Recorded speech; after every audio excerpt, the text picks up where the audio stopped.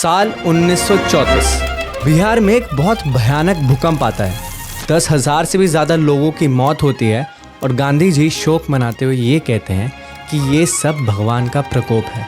क्यों? क्योंकि हम सब अनटचेबिलिटी प्रैक्टिस करते हैं इसलिए।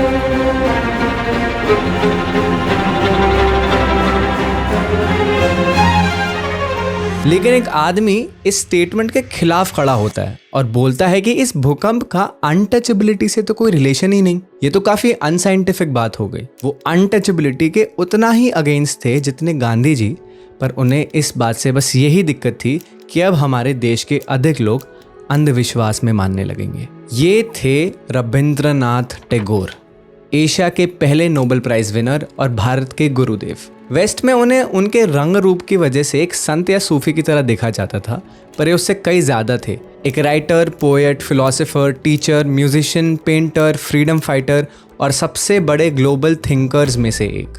ये वीडियो देखनी इसलिए ज़रूरी है क्योंकि इसमें हम जानेंगे कि कैसे वो अपने समय से बहुत आगे थे। ऐसी क्या विचारधारा थी उनकी जो भारत के हित में हमेशा से रही, पर काफ़ी इंडियन लीडर से बिल्कुल अलग। क्यों उनका नेशनल विजन 2026 में भी रेलेवेंट है। आइए समझते हैं टैगोर को वा भारत के नजरिए से।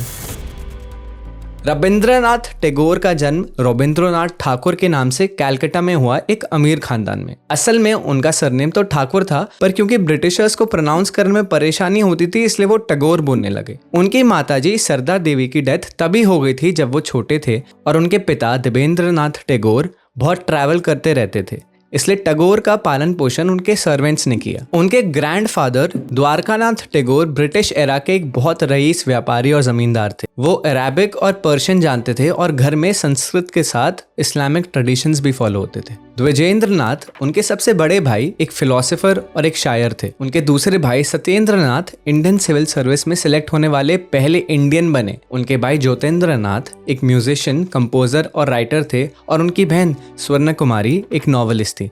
मतलब आप समझ रहे होंगे कि टैगोर का डीएनए एक परफेक्ट मिक्स था इन सारे कल्चर्स का। 11 साल की उम्र में अपने जनेऊ के बाद उन्होंने अपने पिता के साथ भारत की यात्रा की। उन्होंने अपने पिता की शांति निकेतन प्रॉपर्टी का दौरा किया और डलहौजी पहुंचने से पहले अमृतसर में 1 महीने तक रहे, जहां उन्होंने biography, history, astronomy, modern science और संस्कृत जैसे सब्जेक्ट्स पढ़े। कुछ समय बाद टैगोर ने इंग्लैंड में एक पब्लिक कॉलेज में एडमिशन लिया क्योंकि उनके पिता चाहते थे कि वो एक लॉयर बने। उन्होंने बात मानी और यूनिवर्सिटी कॉलेज लंदन में लॉ पढ़ा, लेकिन उनका झुकाव हमेशा से कहानियां और कला की तरफ ही था।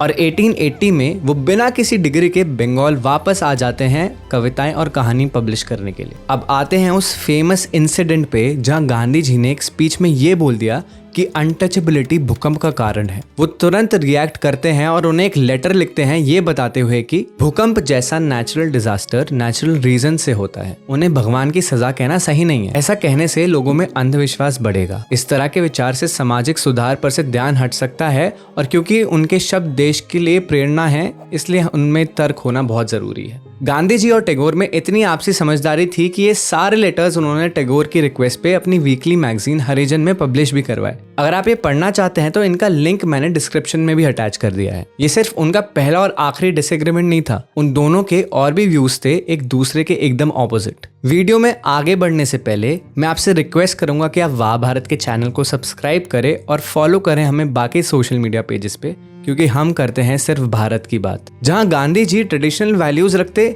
वहीं टैगोर मॉडर्न साइंस और टेक्नोलॉजी में इंटरेस्टेड थे। गांधी जी चाहते थे कि हर इंडियन रोज आधा घंटा चरखा चलाए, वहीं टैगोर को लगता था कि चरखा से लोगों की सोचने की क्षमता नहीं बढ़ेगी, वो बस एक मैकेनिकल प्रोसेस है। लेकिन उनकी सबसे बड़ी डिबेट रही नेशनलिज्म को लेकर, जिसे द ग्रेट इंडियन डिबेट भी बोला जाता है। आइए इसे थोड़ा गहराई से समझते हैं। गांधी जी स्वराज की बात करते थे और टैगोर को नेशनलिज्म बिल्कुल नहीं भाता था। उनका स्वराज से मेनली मतलब था सेल्फ इंडिपेंडेंस, आत्मनिर्भर गांव और सत्य अहिंसा। उनका कहना था कि देश की असली ताकत लोगों के देश प्रेम, अहिंसा और सेवा भावना में है, ना कि सिर्फ राजनीति में। उन्होंने चरखे को नेशनलिज्म का सिंबल भी बनाया क्योंकि वो चाहते थे कि स्वदेशी को बढ़ावा मिले और भारतीय अपनी रोजी रोटी अपने हाथों से कमा सके। वहीं टैगोर मानते थे कि नेशनलिज्म लोगों के मन के अंदर भेदभाव पैदा करता है और हमें एक दूसरे से अलग करता है। हम सुपीरियर और तुम इंफीरियर की भावना से स्पिरिचुअल यूनिटी नहीं आ सकती। इंडिया शुरू से ही अलग अलग जातियों का घर रहा है और ये साबित हुआ कि हमारे देश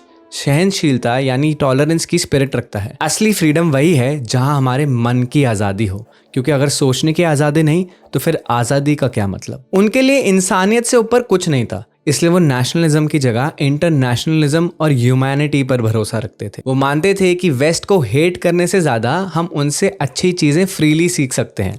उन्हें यह भी लगता था कि अगर हम भक्ति में सिर्फ अपने देश की पूजा करने लगे तो वो शायद घमंड भी बन सकता है। अब इसका मतलब ये नहीं था कि वो ब्रिटिश राज के सपोर्ट में थे।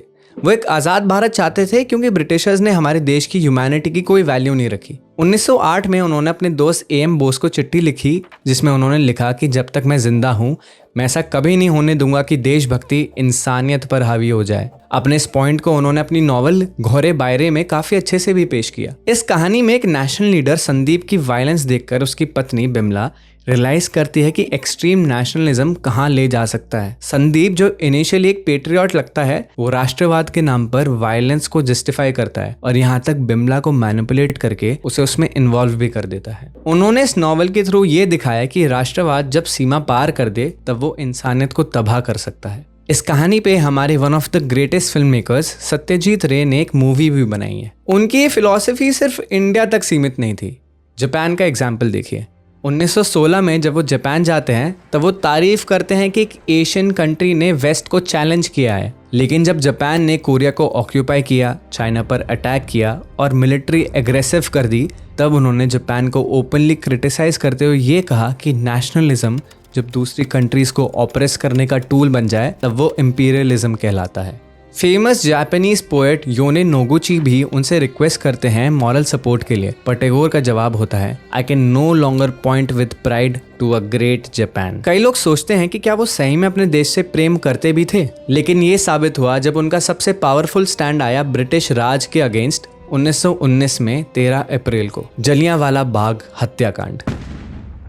379 मासूम भारतीयों को ब्रिटिश जनरल डायर ने बेरहमी से मार दिया। वो उस वक्त सर रविंद्रनाथ थे। 1915 में ब्रिटिश सरकार ने उन्हें नाइटहुड दिया था, लेकिन जब उन्हें इस हत्याकांड की खबर पहुंचती है वो अपना नाइटहुड तुरंत त्याग देते हैं। उनका कोर बिलीफ उनकी सबसे famous poem where the mind is without fear की लाइंस में आसानी से दिखता है, जिसमें वो जिक्र करते हैं मन की आजादी और तंग घरेलू दीवारों का जो थी रिलीजन, कास्ट और एक्सट्रीम नेशनलिज्म की। वो इस पोम को एंड करते हैं with the lines my father let my country awake. Tagore खुद स्कूल से ड्रॉप आउट थे। उन्होंने फॉर्मल एजुकेशन कभी कंप्लीट ही नहीं की। शायद उन्हें पता था कि असली नॉलेज क्या होती है और इसलिए उन्होंने शुरू किया अपना खुद का स्कूल शांति निकेतन। एक ऐसा स्कूल जो एक परफेक्ट ब्लेंड था इंडियन और वेस्टर्न ट्रेडिशंस का। यहाँ फोकस एग्जाम्स पे नहीं बल्कि क्रिएटिविटी, क्रिटिकल थिंकिंग और नेचर के बीच रहने में था। क्लासेस रेगुलर 4 दीवारी में नहीं थी बल्कि पेड़ों की छांव के नीचे होती थी और किताबों से ज्यादा स्टूडेंट्स म्यूजिक, डांस और बाकी आर्ट से जुड़े रहते थे। सबसे इंटरेस्टिंग बात यह है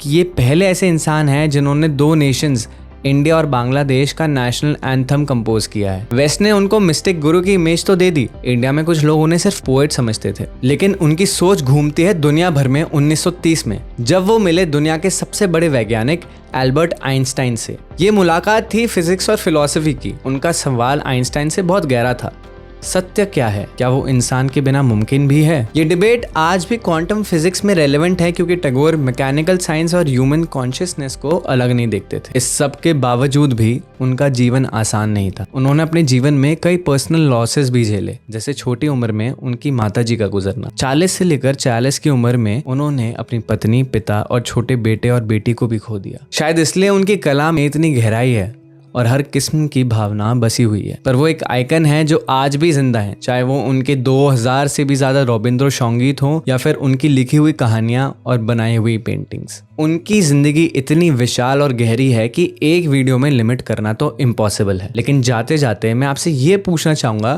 कि अगर आज टैगोर जिंदा होते तो देश को देखकर क्या सोचते? हमारा इस सवाल के बारे में सोचना 2025 में बहुत ज्यादा जरूरी है। क्यों? क्योंकि हर चीज अब सही और गलत बन गई है। आजकल भाषाओं पे लड़ाई हो रही है। जहां अंधविश्वास लोगों में अभी भी है, शायद हमें टैगोर की जरूरत पहले से कई ज्यादा है, क्योंकि वो एक ऐसा भारत चाहते थे जिसमें असली आजादी हो, ज्ञान हो, सोच और कर्म की सीमा ना हो और राष्ट्रवाद नहीं बल्कि इंसानियत अपनाई जाए।